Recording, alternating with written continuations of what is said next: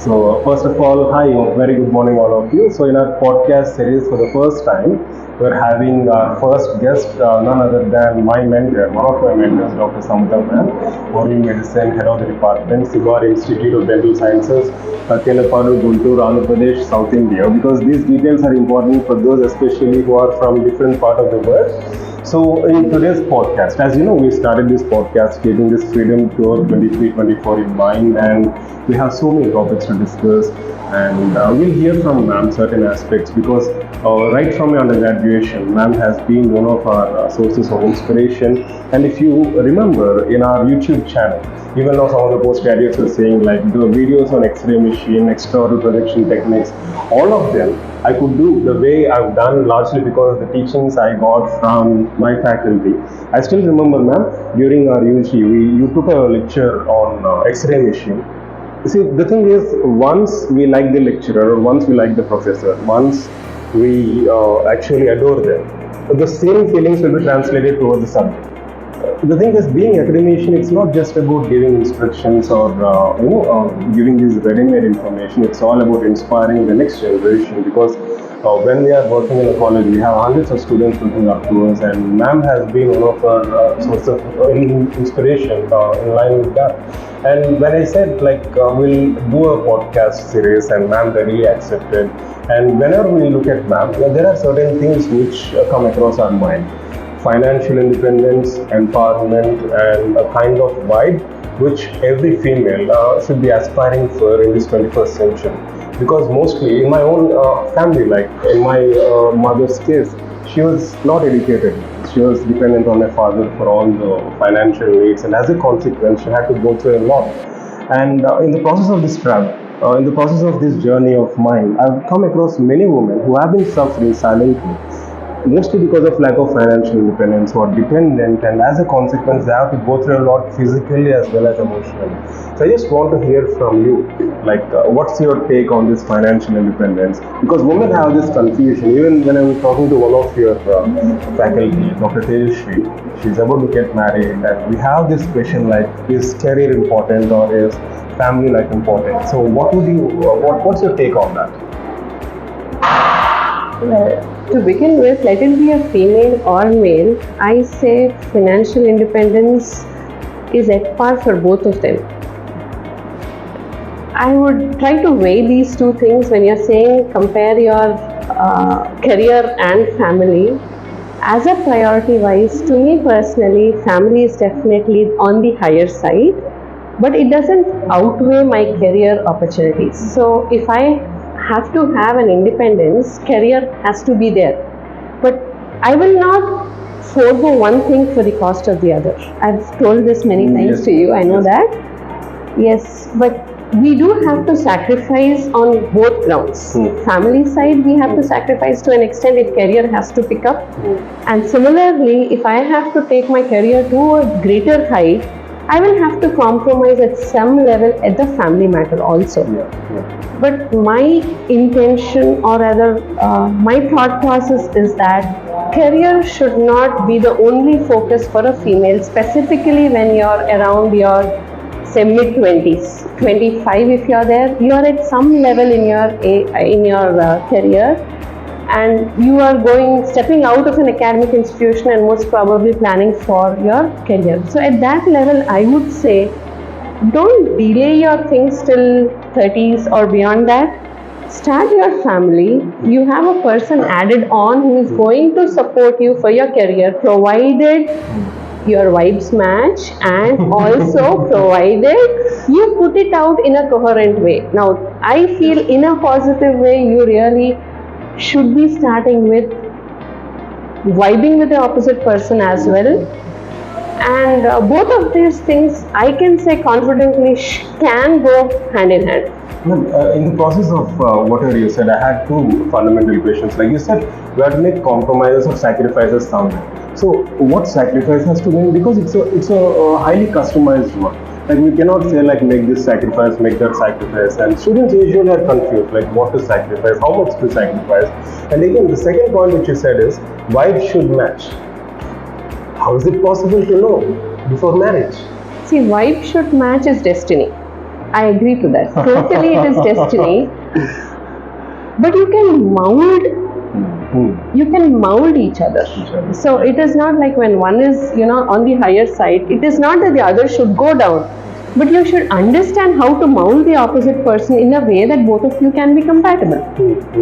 It is not compromise, is not sacrificing or losing something out. So losing something. It is not losing something out. It is accommodating things for the better. See, compromising word I would use in a positive way. I never take compromise as a negative aspect.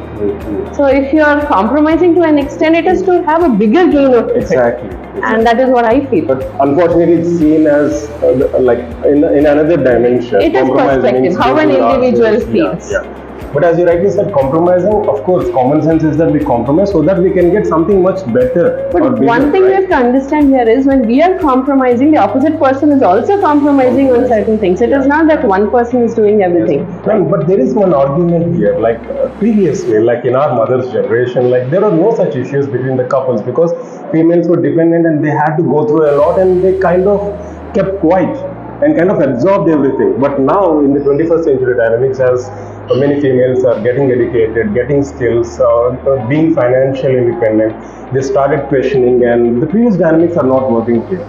So there is always a clash in the process. I Right? will not say that through generations females have not been financially independent. Okay, if you say this generation, I know my grandmothers, both my grandmothers who were there, they were into this cattle and all that thing at home. They had their financial independence very comfortably. Very important. I think skip generation, in between my mother didn't have a financial independence, I feel. But they were the sole runner of the home. And they were the ones who were taking care of everything, which helped their husband to go out and do things which they could do. So I will not say, it depends again on the husband again. So when I have seen my parents, my mother was never financially dependent. Everything was with her and she was the one who was scattering everything. So I didn't go through that scenario at That's all. why you are what you are today. It could be. It could be. What I am is purely because of my parents Because and of my your parents and family. your mother especially. Yes, yes, definitely.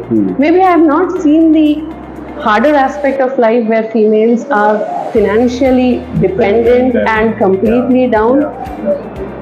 Maybe that is the reason I have a happier perspective when it comes of But financial what you independence. said makes completely sense, ma'am. Like, see, ultimately we crave for a companion, and adjustments have to be there. We Definitely. can call them as compromise or adjustments or sacrifice or whatever it is. But we humans are selfish beings, so we are doing all that for sake of something bigger or better.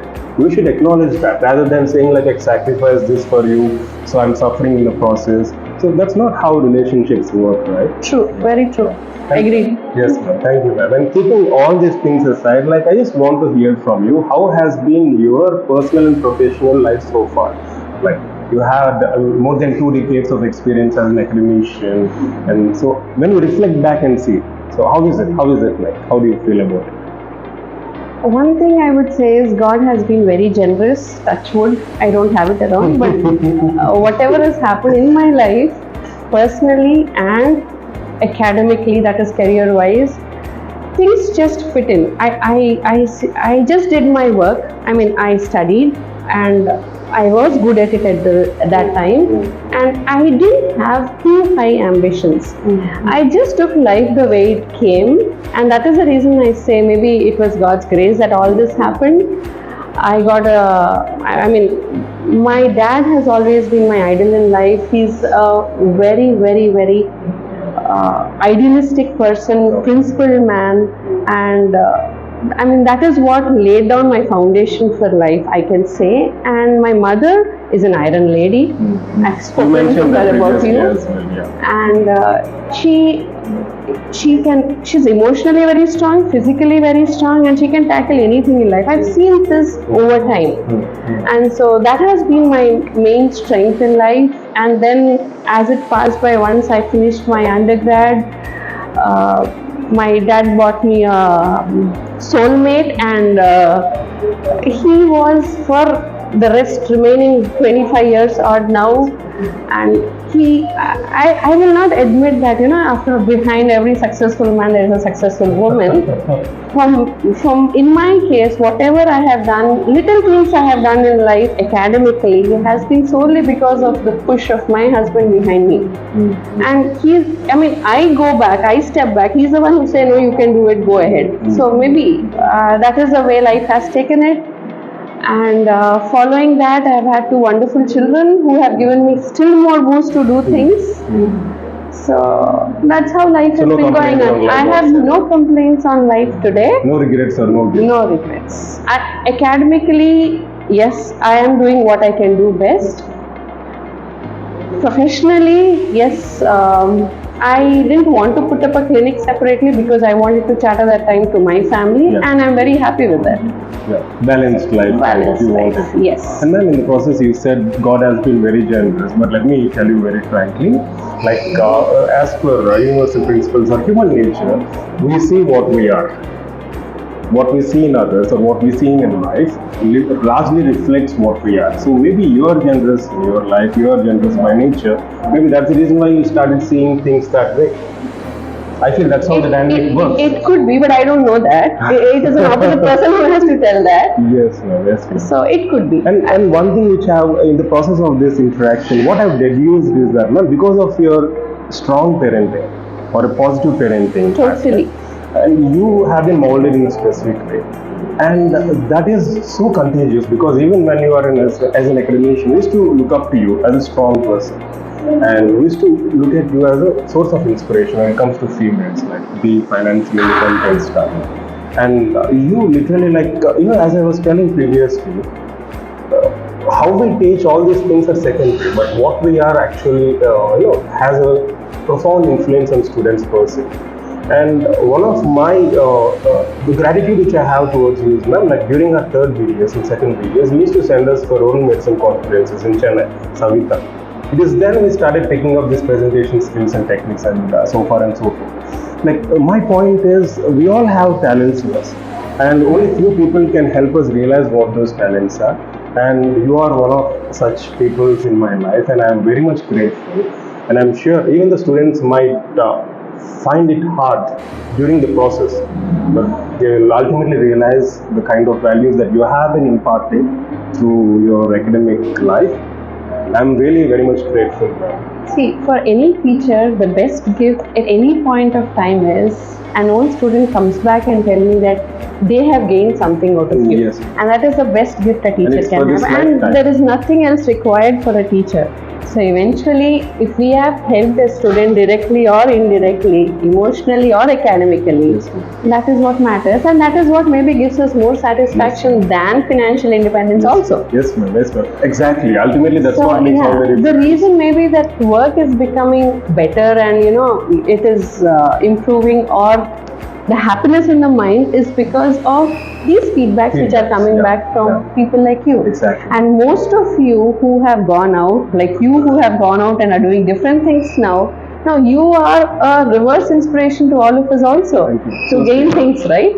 So sweet of you. There are multiple people who are doing this. Yes. You're one, Yes. and we really look on to you Yes, ma'am. for us to grow and maybe broaden our horizons These also. vibes are contagious. Yes, definitely. And then I don't think you'll remember, but 2 presentations I have done for oral medicine conference, Gnana Sundaram sir. Yeah, one of them I remember was on radiology. I see her ICM. Yeah, I remember. This will remember, that was almost Because it was in this room that I made you repeat it 5-6 times. And the second topic is biomedical waste management. Yeah, Yeah, I still remember you said, Naveen, these are dry topics. So but they're important. But they're important, and it depends on the presenter, how interesting you make. And thank you so much, ma'am, for all those wonderful things. And finally, before we conclude, rapid fire. Okay. Because I know you troubled us a lot during Viva. So I did trouble you, but I'm glad that you're happy that I troubled you that day. Yes, it's a happy problem. And now I'm going to do it in a reverse way. So I'll Okay. give you some words. Okay. You need to give your perspective on it in a single word or in a single phrase. Love, Life, marriage, bliss, children, happiness, second home, college life, professional life, achievement, what is one thing that you would die for? Ashok, but what is one thing that you would die for? My kids. And you have any questions for me? Yeah. How happy are you today? I cannot verbalize, ma'am. I'm so happy that I cannot even express in words. Rather than happiness, I would say I'm fulfilled Okay. after this travel of 1 year. What comes to your mind when I say Sibash? Happy moments, positive vibes, happy moments and positive vibes. Okay. Freedom tour. Life changing, Future goals. doing what I'm doing on a larger scale. That's it.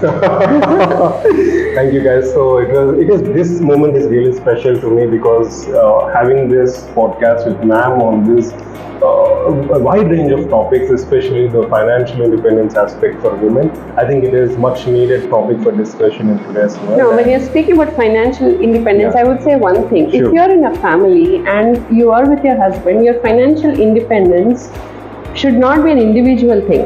Finances, I feel, in between a couple should always be together. It is not I and you, it should always be us. Yeah. And that can help both the finances and your family. True. Yeah. So we have one wonderful tip for those who are married, right? Yes. And those who are planning to get married. Or as well. those who are planning to get married as well.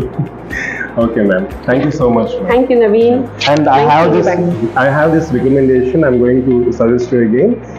The name of the book is "Change Your Thoughts, Change Your Life." It's based on Lao Tzu's Chinese. He's a Chinese philosopher, Mm-hmm. and it is based on 81 verses. I'll definitely recommend you that book. I'll give you in writing and. I'll take it. Yeah, because this I got it from one of the faculty, Dr. Bandana ma'am from BPKHS Nepal. So it's an amazing book, and Sure. Just WhatsApp me that. because I came to know that you are also in the process of seeking, so this is one of the best Sure. books to read. Sure. Thanks. Thank you, ma'am. Thank you so much. Thank you, ma'am. Naveen. Thank you.